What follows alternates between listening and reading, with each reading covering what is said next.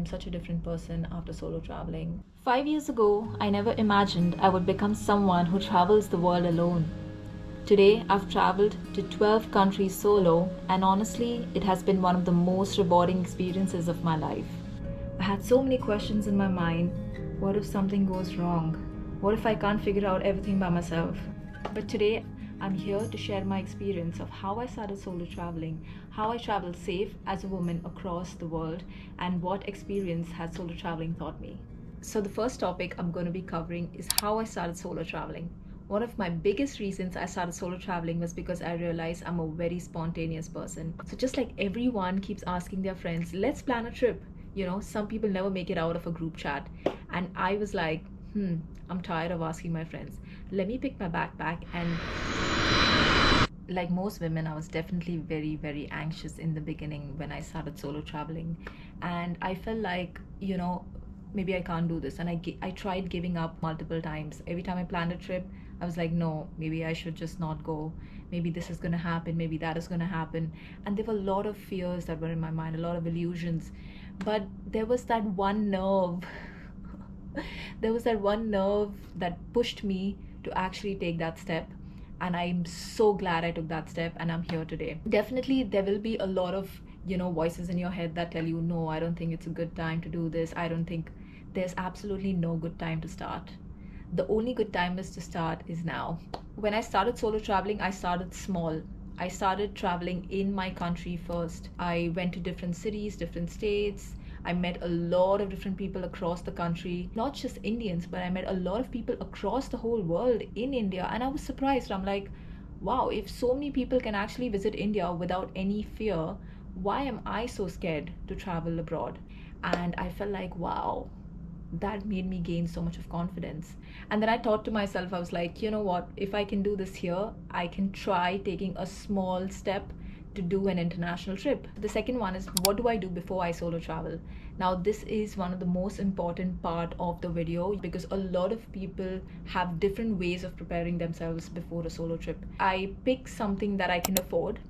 I pick something that I feel like I'm in a mood of. Like, for example, if I feel like I want to go to the beach, I'll just pick Thailand, for example. Or if I feel the mountains, I will try Georgia. Georgia has beautiful mountains. And these are affordable countries. So I try according to what is convenient for me and then I go ahead. The first and the most important thing is obviously you book your tickets. I use Skyscanner or I use Vigo. Second thing is obviously you book your accommodation. I prefer staying in hostels because I can meet a lot of people, I can socialize, and I feel that it can help me get out of my comfort zone. Because usually when you're in a hotel, you get really lazy. So how I check the best hostels, I obviously read on booking.com or I use Hostel World. These are two applications that have always saved my life. I check the ratings, I read reviews, and I see how the environment and the vibe can actually match me. Third and the most important thing is get an eSIM.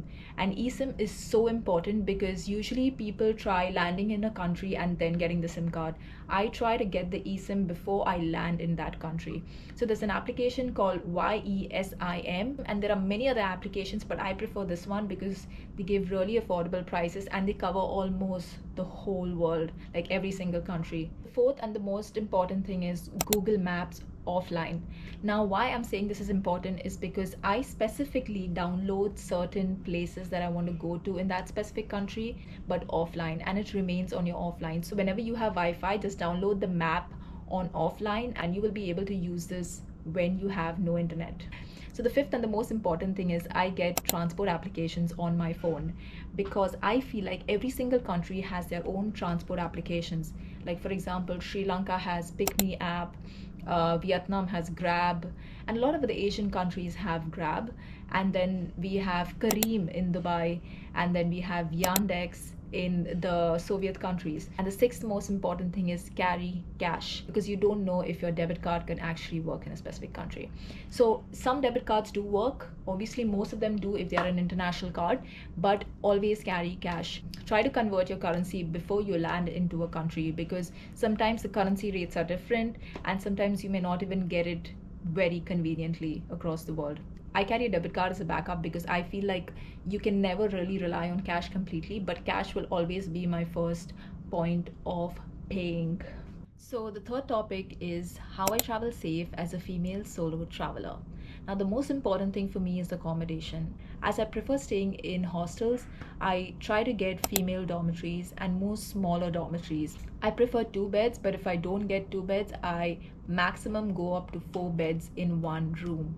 I always carry a lock because I think that is for my safety. I can lock my bag, I can lock my locker in the hostel. As females, we have a strong intuition. So always trust your instincts. When something feels off, it is off. So usually travelers who stay in hostels are mostly solo travelers. So you can definitely connect to a lot of people in the hostel, and you can go in groups or maybe two or three people. And if your itinerary matches, you can kind of go together. So if you think that someone's asking too many personal questions, you can definitely lie and feel absolutely no guilt about it because you're not obliged to actually give them all the information that they need.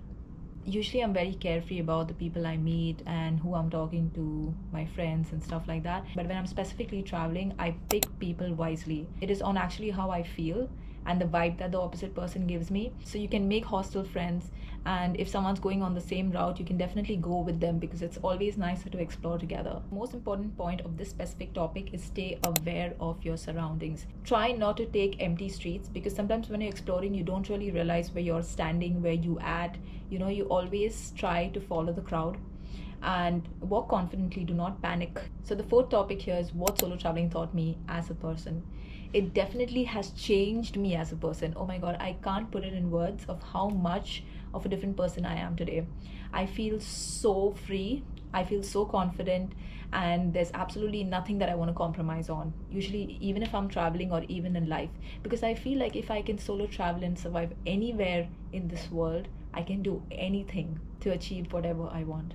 When you're alone in a different country, you can be so independent. You don't have to depend on anybody. You can just wake up at any time, you can sleep at any time. You don't have to go as per certain plans and certain itineraries. So definitely there's a lot of independence, a lot of freedom when you're solo traveling, and this has impacted my life in general. Like, I feel so independent taking my own decisions. I don't have to ask anybody, and with every single trip it just keeps getting better. I've made so many beautiful friends across the whole world. So if I go to any country, I have a friend there.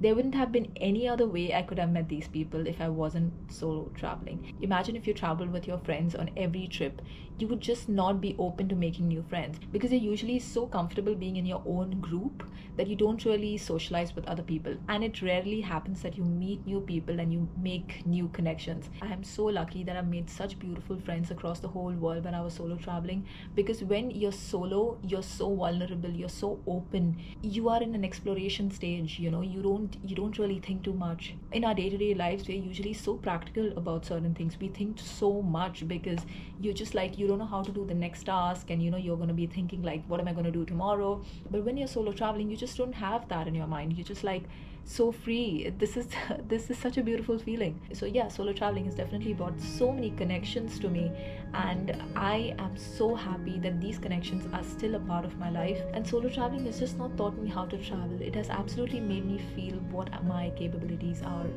and this is something I can never forget. So if there's one thing I want you to take away from this video, it's this: you don't have to be fearless to start traveling solo. I definitely wasn't. You don't need to have everything figured out. Confidence isn't something you have before you travel. It's something you build with every single trip. If you're thinking about solo traveling, but you've been waiting for the right time, maybe this is your sign to start. It doesn't have to be another country. It can be your own city, your own country. Just take that step first, because that's exactly how I started my journey. If you enjoyed this video or found it helpful, I'd love to know your thoughts in the comments. And if you're already a solo traveler, tell me which country changed you the most. Thank you so much for watching, and I will see you in the next adventure.